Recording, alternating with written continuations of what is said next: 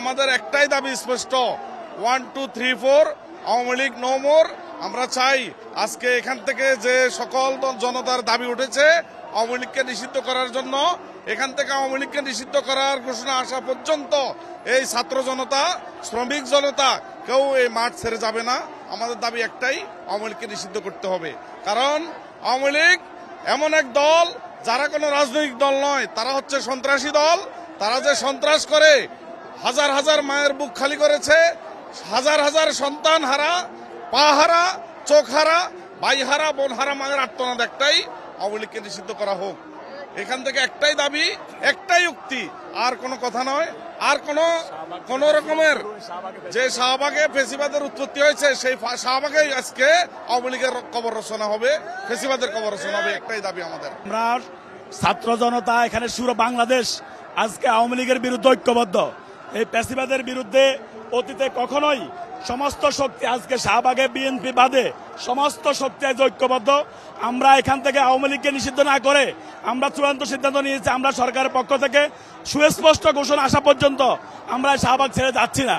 আমরা আজকে এখানে যতক্ষণ থাকা লাগে, দাবি আদায় না পর্যন্ত, যে শাহবাগ থেকে আওয়ামী লীগ ফ্যাসিবাদের পদধ্বনি দিয়েছে, সেই শাহবাগে ফ্যাসিবাদের কবর রচনা করে আমরা এখান থেকে যাব। আজকে এই সমস্ত জনতা আজকে ঐক্যবদ্ধ। আজকে এক টুকরো বাংলাদেশ হচ্ছে শাহবাগ। আজকে শাহবাগের দিকে তাকিয়ে দেখো, ফ্যাসিবাদ, তোমরা তো এখান থেকে ফ্যাসিবাদ শুরু করেছো। আজকে সমস্ত জনতা ঐক্যবদ্ধ হয়েছে ফ্যাসিবাদকে ধ্বংস করার জন্য এবং ফ্যাসিবাদের চূড়ান্ত পতনের জন্য আজকে জনগণ ঐক্যবদ্ধ হয়েছে। সুতরাং ফ্যাসিবাদের পতন ছাড়া, ফ্যাসিবাদ নিষিদ্ধ ছাড়া, নির্মূল ছাড়া জনগণ এখান থেকে ফিরে যাবে না। এটা হলো আমাদের সিদ্ধান্ত।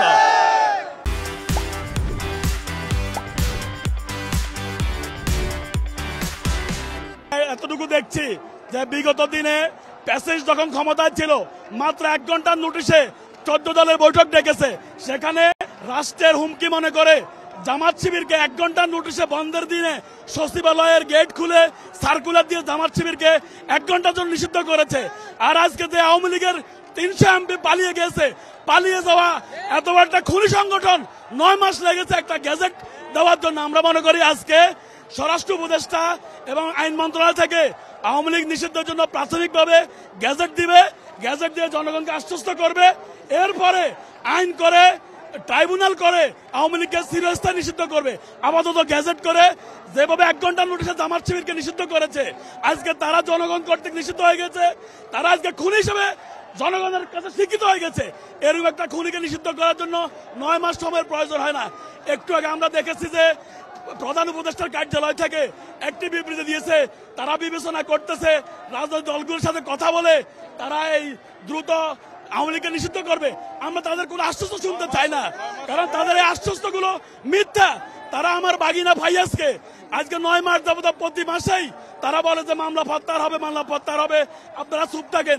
তাদের এই পর্যন্ত প্রত্যেকটা আশ্বাস এই ইন্টারিম গভর্নমেন্টের, তারা নিজেদের স্বার্থ রক্ষার জন্য যতগুলো কাজ করেছে সবে করেছে, কিন্তু আমাদের সবগুলো আশ্বাস জাতির সাথে স্বার্থ জড়িত, জাতির সাথে স্বার্থ জড়িত প্রত্যেকটা কিছু তারা মিথ্যা হিসেবে প্রমাণিত হয়েছে।